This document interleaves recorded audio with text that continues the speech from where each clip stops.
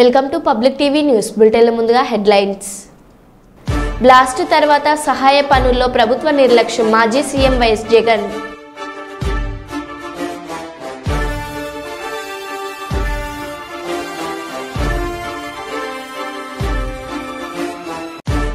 Karnataka tetra ప్యాకెట్లను స్వాధీనపరుచుకున్న Adoni rural పోలీసులు.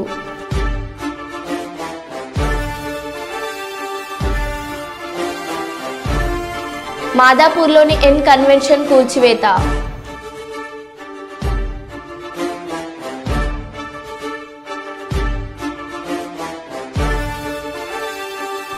రేవంత్ స్వంత గ్రామం కొండారెడ్డిపల్లిలో ఇద్దరు మహిళా జర్నలిస్టులపై గుండాల దాడి.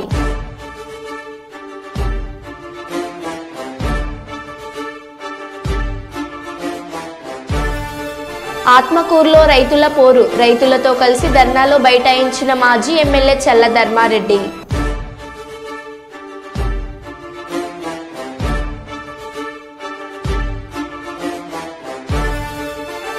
ఇక వివరాల్లోకి వెళ్తే, కలకత్తా ఆర్జీకర్ వైద్య విద్యార్థినిపై జరిగిన అత్యాచారాన్ని ఖండిస్తూ సిపిఐ పార్టీ ఆధ్వర్యంలో నిరసన ర్యాలీ.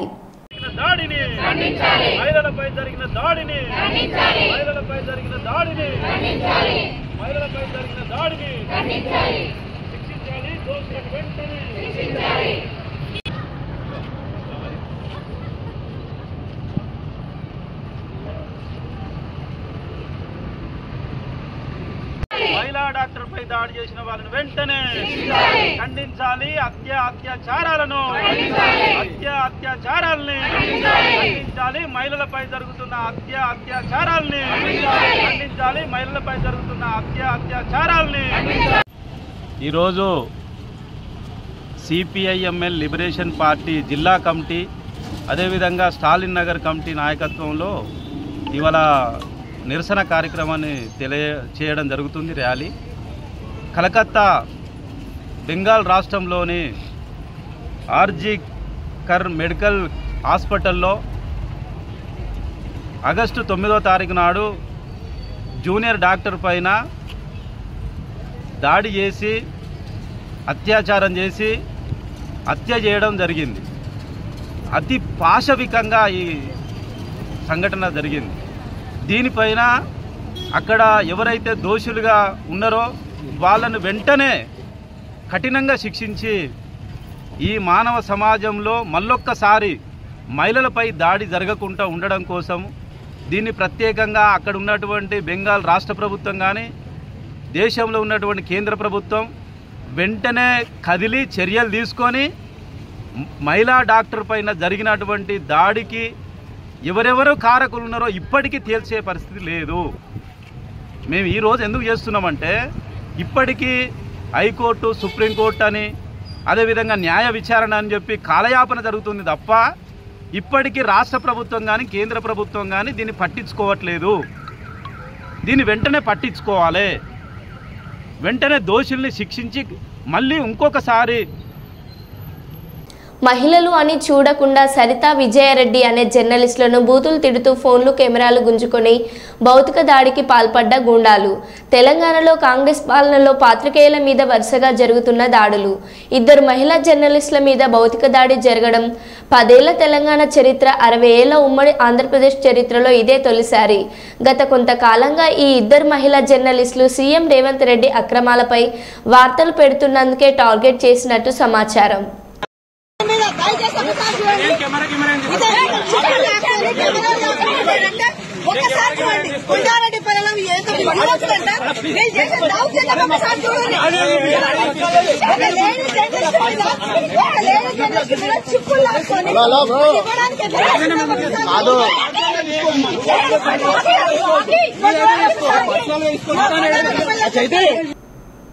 తూర్పుగోదావరి జిల్లా అనపర్తి నియోజకవర్గం బిక్కవోలు గ్రామంలో ముఖ్యమంత్రి ఇచ్చిన హామీ మేరకు అనకాపల్లి జిల్లా అచ్యుతాపురంలో ఫార్మా ఇండస్ట్రీలో జరిగిన ప్రమాద ఘటనలో మృతి చెందిన కోపర్తి గణేష్ కుమార్ మృతదేహం అర్ధరాత్రి 2:30 గంటలకు బిక్కవోల్లో వారి నివాసానికి చేరుకున్న వెంటనే ₹1 కోటి ఎక్స్గ్రేషియా చెక్కును కుటుంబ సభ్యులకు అందజేసిన అనపర్తి ఎమ్మెల్యే నల్లిమల్లి రామకృష్ణారెడ్డి. ఈ కార్యక్రమంలో మండలం తహసీల్దార్ రమణి, ఎన్డీఏ నాయకులు పాల్గొన్నారు.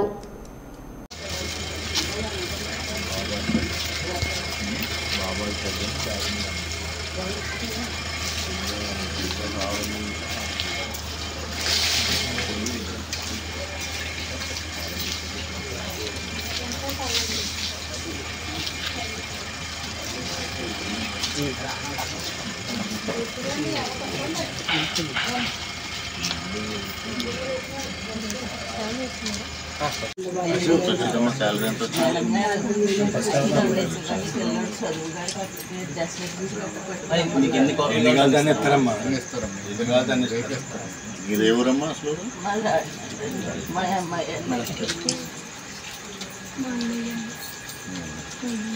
నాకు బాబు పాపండి పాపనండి బాబునండి 5 సంవత్సరాల నుంచి చేస్తున్నాడు నండి బాబు తెలుపు మాది చేసేది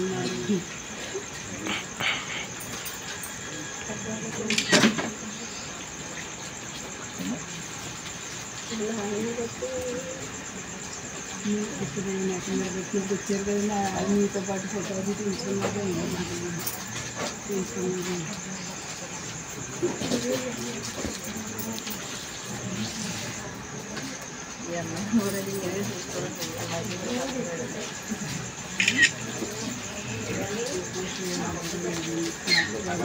ఉన్నారు కదా బంధువులంతా ఉన్నారు కదా చూస్తే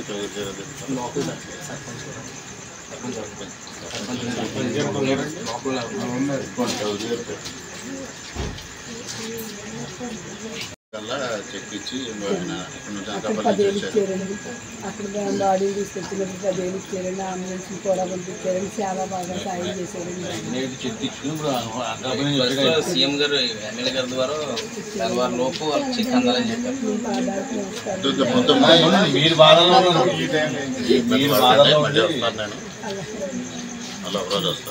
మీకు దానికి సంబంధించి ఏ ప్రాబ్లం ఉన్నా ఒక చెక్లో మీకు క్యాష్ అయిపోతుంది, క్యాష్ కానీ అకౌంట్ కానీ అవుతుంది. ఏం ప్రాబ్లం ఉంటే మరి డీటీ గారు చేయండి, డీటీ గారు నాకు చెప్తాను, నేను కలెక్టరేట్ అయిపోతుంది. నా నెంబర్ తీసుకుంటాను 9866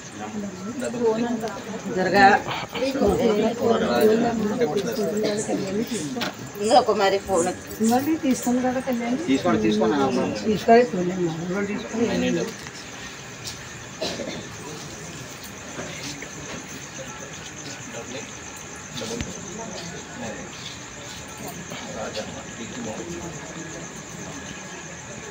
జాబు చూపిస్తా ఉన్నారండి అమ్మాయికి పిల్లలు చదివిన హెల్ప్ చేస్తానన్నారు. ముఖ్యమంత్రి గారు చంద్రబాబు గారు ప్రత్యేకంగా చెప్పారండి పిల్లలు చదువు నేను చదువుతాను నీకు జాబ్ వెళ్తాను అన్నారండి ఆయన. జరుగుతాలేమ్మా ఎప్పుడు జరిగింది కదా. నా కొడుకేసి బాబు నా కొడుకు ఇలా అయిపోయింది, నాకే ఆధారం లేదండి. నా తండ్రి నా మొక్క పోయి 10 ఏళ్ళు అయిందండి బాబు. నా కొడుకే నా కుటుంబానికి ఆధారం అండి బాబు. నాకే దిక్కు లేదండి, నేను అనాథలేకపోయానండి.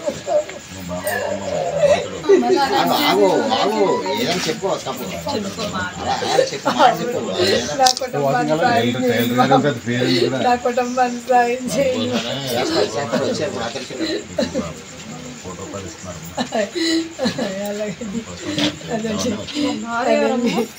నా బిడ్డకి నా పాలకి నాకు చేయండి బాబు. 4 సంవత్సరాలు నాకే ఆధారం లేదండి. 8 సంవత్సరాలు పిల్లలకి 4వ సంవత్సరం అయింది. నాకే ఆధారం లేదండి. నా పూజ నాకు వాళ్ళకి చేయండి బాబు. అలాగే చేయండి బాబు. అలాగే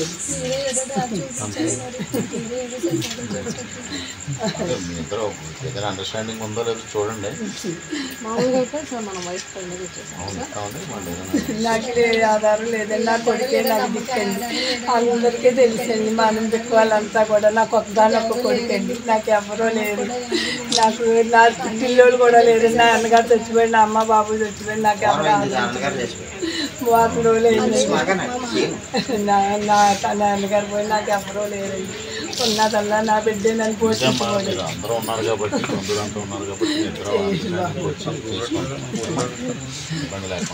ప్రభుత్వం చాలా అందంగా నిలబడిందమ్మా. ఎప్పుడు ఇంత అమౌంట్ ఇవ్వడం అనేది ఇప్పుడు జరగలేదు. కాబట్టి బాబు ఫ్యూచర్ కోసం జాగ్రత్తగా వాడుకోండి. మీ బాబు చిన్న బాబు కాబట్టి బాబు ఫ్యూచర్కి జాగ్రత్తగా వాడుకోండి. మీకు గౌరవ ముఖ్యమంత్రి గారు మీకు పెద్ద భరోసా ఇచ్చారు, ఆశ్రయం ఇచ్చారు. దాన్ని జాగ్రత్తగా కాపాడుకొని మీరు మీ ఫ్యూచర్కి వాడుకోండి. మీ బాబు ఫిక్స్డ్ డిపాజిట్లు చేసుకుని తప్ప అనవసరం ఖర్చు పెట్టేయకండి. కూడా మీరే జాగ్రత్త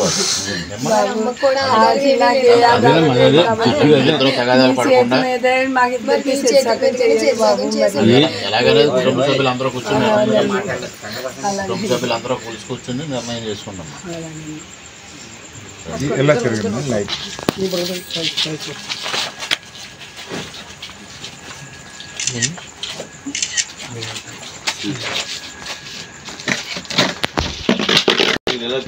కొద్దిగా ఆయన పట్టిన కూడా ఉంటారు.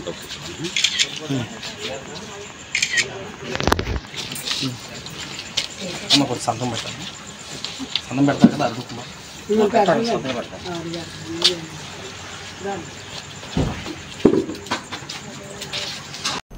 మాజీ హోంగార్డ్ విజయ్ హత్య, డాక్టర్ మహేందర్పై దాడి జరిగిన విషయాలపై సుల్తానాబాద్ పోలీస్ స్టేషన్ పరిధిలో పెద్దపల్లి ఏసీపీ గజ్జి కృష్ణ మీడియా సమావేశం నిర్వహించారు. ఈ సందర్భంగా ఏసీపీ గజ్జి కృష్ణ మాట్లాడుతూ, గతంలో రౌడీ షీట్ కలిగి ఉండి గోదావరిఖని నగరానికి చెందిన పులిపాక శ్రీకాంత్, మటూరి విజయ్ మాట్లాడుకునే క్రమంలో మాటా పెరిగి ఒకరినొకరు తీసుకోకపోవడంతో విజయ్ డ్రైనేజీలో పడి తలకు గాయమైందని, మళ్లీ శ్రీకాంత్ తన వద్ద గల చాకుతో విజయ్ని పొడవడంతో ప్రాణాపాయ స్థితిలో ఉన్న విజయ్ని హాస్పిటల్కి తీసుకెళ్తుండగా మరణించాడని అన్నారు. నిందితుడు ఈ శ్రీకాంత్ను అరెస్ట్ చేశామని, కేసు నమోదు చేసి కోర్టు ముందు హాజరుపరచడం జరుగుతుందని తెలిపారు. రాత్రి ఈ మాటూరు విజయ్ అనే మాజీ హోంగార్డ్ గారిని ఒక అన్నోన్ ఎవరో చంపినటువంటి విషయం తెలిసి దాదాపు 24 గంటల లోపు ఎవరైనా తెలుసుకోవడం, నేరస్తులు కూడా పట్టుకోవడం, ఇదంతా కూడా మా అశోక్ రెడ్డి గారు, సుబ్బారెడ్డి గారు వాళ్ళ సిబ్బంది చేయడం జరిగింది. విషయం ఏంటంటే, ఈ మృతుల పేరు మాటూరు విజయ్, ఇది కొన్నూరు గ్రామం, మాజీ హోంగార్డు, మీ అందరికీ తెలుసు. అట్లాగే ఇతను చంపిన అతను ఎవరంటే పులిపాక శ్రీకాంత్, ఇతను పల్లి శ్రీకాంత్ అంటారు. యాక్చువల్లీ ఇతను గోదావరి కానీ, అతని మీద గతంలో కూడా గోదావరి గనిలో 2-3 కేసులు ఉన్నాయి, రౌడీ షీట్ కూడా ఉంది. కొన్నూరులో వాళ్ళ అమ్మమ్మ ఉన్నటువంటి కొన్నూరులో గత 4 సంవత్సరాల నుంచి ఇక్కడే ఉంటాడు.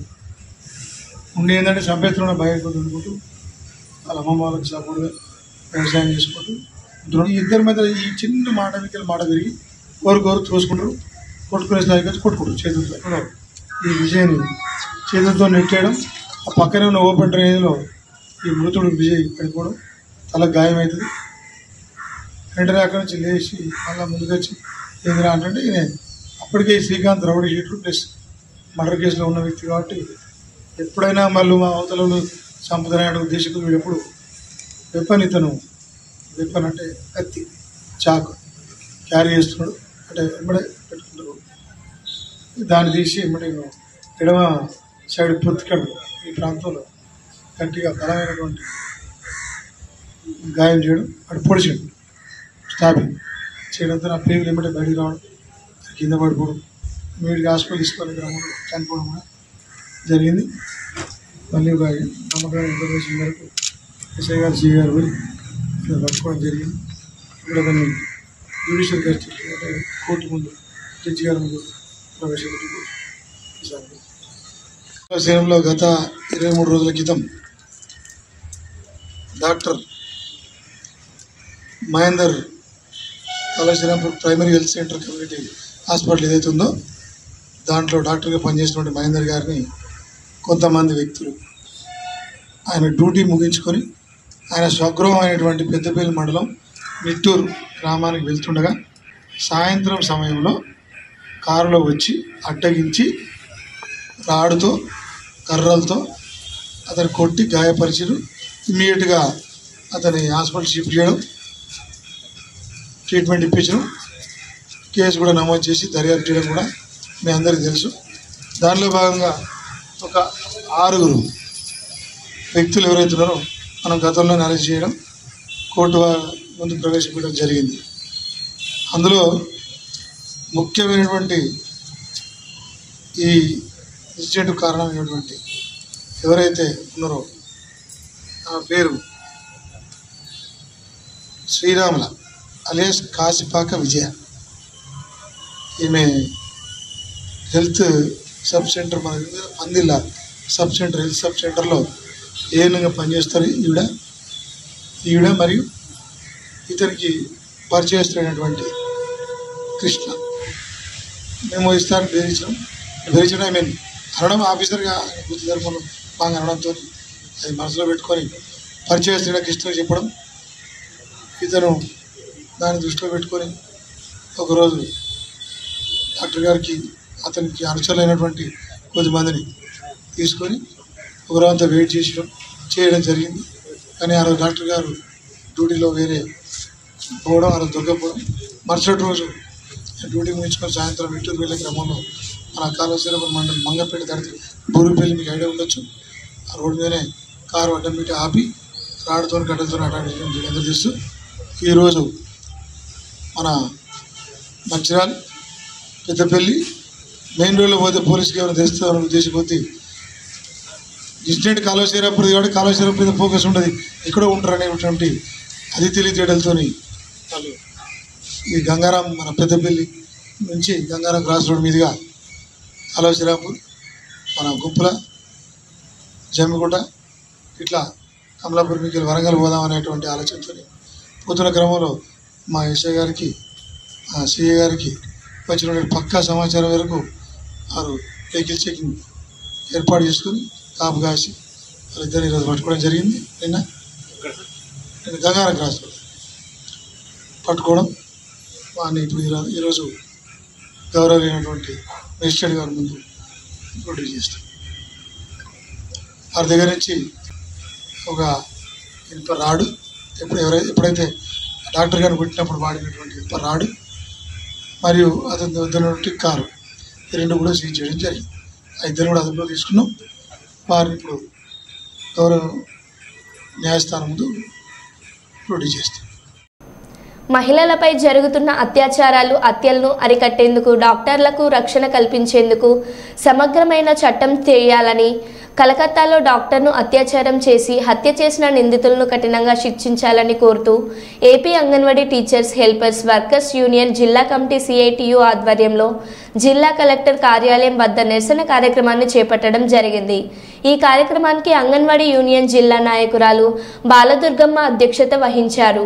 అంగన్వాడీ టీచర్స్ హెల్పర్స్ కలెక్టర్ కార్యాలయం నుండి ర్యాలీగా బయలుదేరి ప్రభుత్వ జనరల్ హాస్పిటల్లో కలకత్తా రాష్ట్రంలో ఆర్జీఆర్ వైద్య కళాశాల ఆసుపత్రిలో పీజీ సెకండ్ ఇయర్ చదువుతున్న డాక్టర్పై జరిగిన అత్యాచారం, హత్యను నిరసిస్తూ డాక్టర్ నిరసన తెలియజేస్తున్న దీక్ష శిబిరాన్ని చేరుకొని వారికి మద్దతు తెలియజేయడం జరిగింది.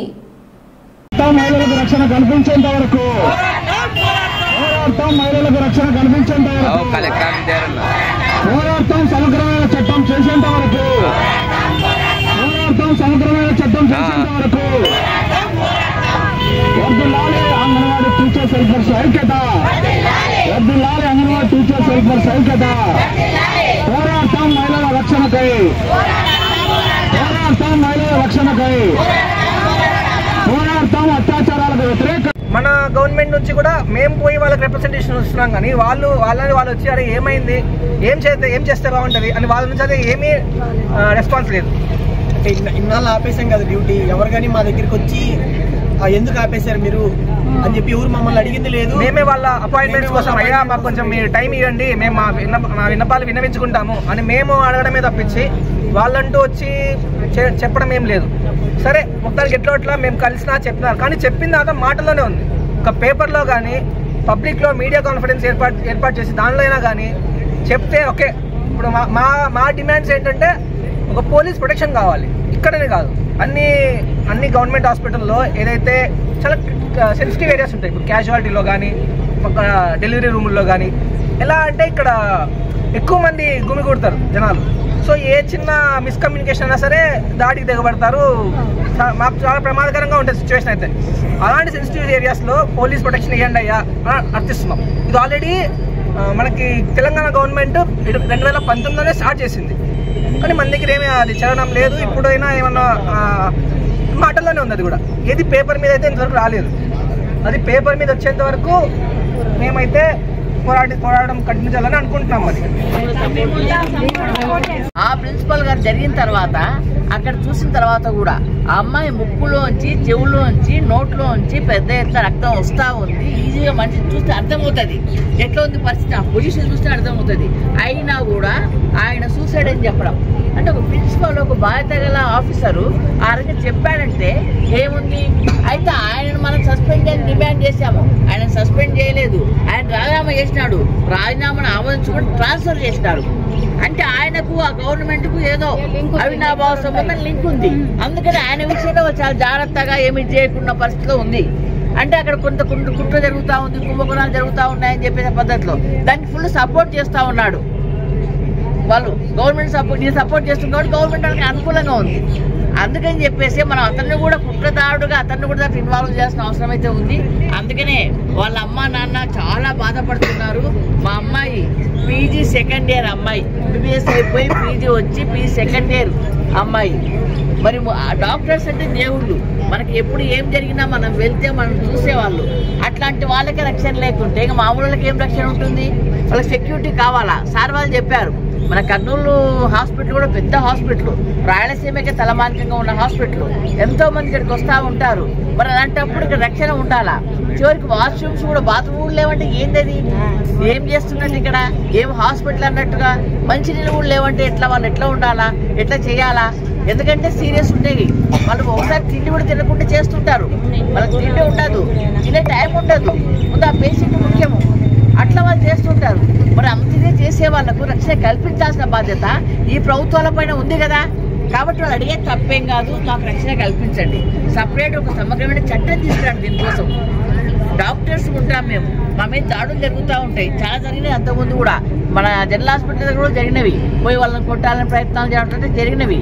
ఎందుకంటే వాళ్ళు ఏదో చేస్తారని, పేషెంట్ సీరియస్ వస్తారు, వీళ్ళు చూసేటప్పుడు చనిపోతారు, మీరేమో చేస్తారని చెప్పించే పద్ధతిలో వాళ్ళ మీద కోపాన్ని వీళ్ళ మీద చూపించే పద్ధతిలో చేస్తూ ఉంటారు.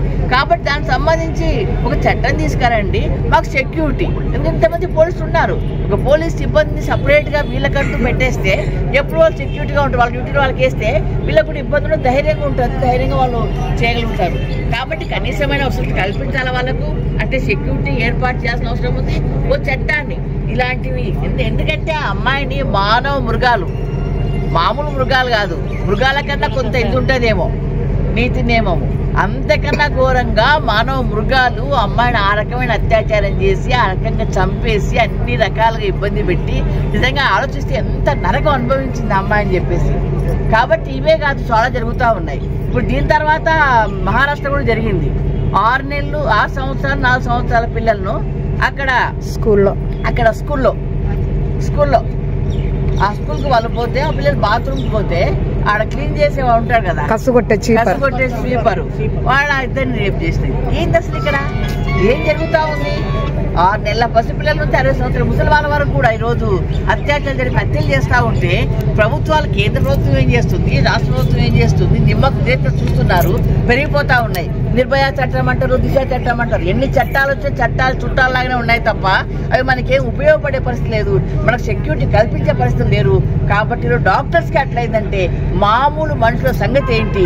డాక్టర్స్, మహిళా డాక్టర్స్, నర్సులు, చాలా మంది హాస్పిటల్లో మహిళా నర్సులు అంతా పనిచేస్తూ ఉంటారు, నైట్ డ్యూటీలు ఉంటాయి, 36 గంటలు పనిచేస్తారు. మరి వాళ్ళకి సెక్యూరిటీ ఏంటి? ఎవరిస్తారు? ఎవరు ఇవ్వాలా? కాబట్టి అడగని తప్పు కాదు, వాళ్ళే కాదు, మనమంతా ఫుల్ సపోర్ట్.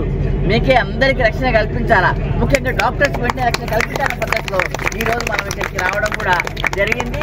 వచ్చి ఎందుకంటే వీళ్ళు ఇక్కడ చేస్తుందని తెలిసి కూడా ఒకసారి మాట్లాడి కనీసం వాళ్ళ దగ్గర మాట్లాడి వెళ్దామని చెప్పేసి మేము రావడం జరిగింది సార్. వీళ్ళంతా అంగన్వాడీ వర్కర్స్ అంతా హెల్పర్స్ కూడా ఉన్నారు, వీళ్ళు మన సిఐటి. మరో బులెటిన్లో మళ్ళీ కలుద్దాం. Stay tune.